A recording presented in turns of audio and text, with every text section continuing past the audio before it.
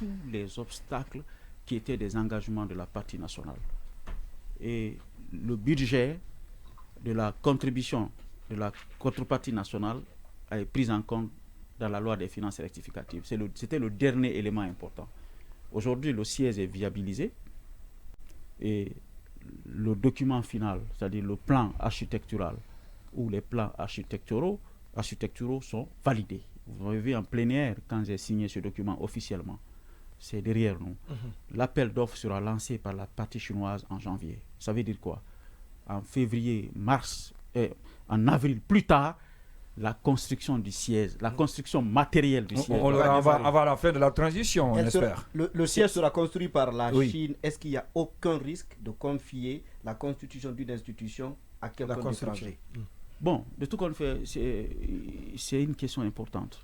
Mais vous savez, Parce que le débat s'est posé autour du siège de l'UA. De l'OUA. Ouais, l'UA. Oui, même. Le palais du peuple même. Enfin, c'est un don de la Chine. Ouais. La Chine, on est obligé de. Je dis bien un don. Monsieur Sanso, vous êtes très critique, mais quand je viens vous donner un téléphone iPhone, je dis c'est pour vous, un don, sans condition. Je pense que vous avez beaucoup de chance, j'ai beaucoup de chance que ça soit accepté. D'accord. Oui. Alors, c'est un don. Et on imagine la que Guinée... ça va se concrétiser. Sanso n'a pas l'impression de dire la Guinée ne s'est pas comportée comme un mendiant. Et puis, vous voyez, la plupart des infrastructures en Afrique de l'Ouest qui abritent les parlements ou d'autres édifices, c'est de façon générale aujourd'hui en Afrique, quasiment. Je ne vais pas dire général, il n'y a aucun risque parce qu'il y a des quand pays... les Chinois viennent construire notre parlement. Aucun risque. Je pense que la partie guinéenne a des obligations de contrôle. Le contrôle, il est guinéen. Alors, donc, dans la partie contrôle, avant d'abord de valider le plan architectural, c'est passé par un examen minutieux pour s'assurer que ça prend en compte toutes les réalités. On était obligé de reprendre l'étude d'impact environnemental parce que la première que j'ai trouvée en place était caduque. On l'a repris pour l'adapter, pour la conformer aux normes qui existent en la matière. Donc, nous avons une possibilité et nous avons d'ailleurs toutes les possibilités de contrôler l'exécution. Mais c'est un don de la Chine. Clé en main. D'accord. Les accords. Comment on appelle ça? Le cadre de dialogue. Sur les accords. Le cadre de dialogue. Le cadre de dialogue plutôt. Il faut être clair. Les bisbilles autour du dialogue politique, ce n'est pas une marque déposée de la Guinée. Quand vous regardez tous les pays, quand on parle de dialogue, on vient de terminer le dialogue tchadien, n'est-ce pas? Au début, beaucoup ont pensé que ça se passait comme sur des rails.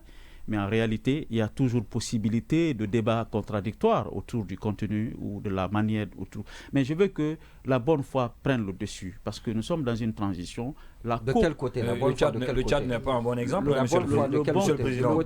La bonne foi des contradicteurs ou on est à 4 minutes de la fin de l'émission. Je vais dire ça rapidement. Le bon côté, c'est-à-dire la bonne foi doit habiter tous les acteurs du dialogue. Tous les acteurs. Commencer.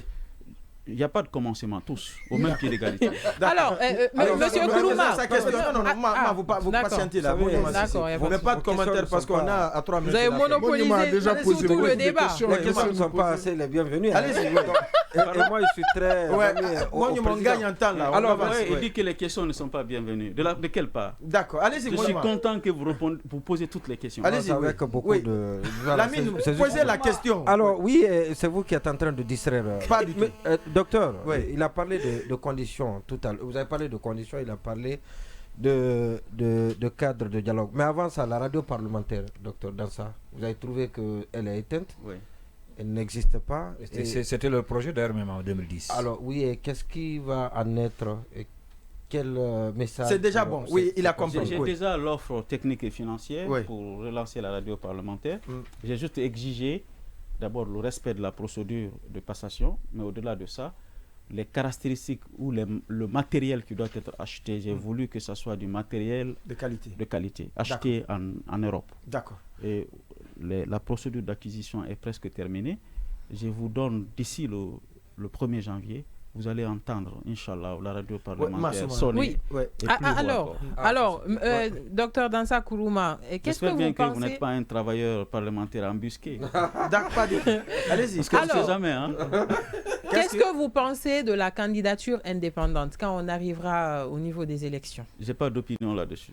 Décidément, vous ne voulez répondre à aucune de mes questions quand même. Vous savez, madame, il y a une obligation d'impartialité quand vous jouez la fonction de législateur, surtout dans une transition. Si je vous dis maintenant, je donne des opinions favorables sur la candidature indépendante et que ça passe au Parlement, tout portera à croire que j'ai utilisé mon influence pour le faire.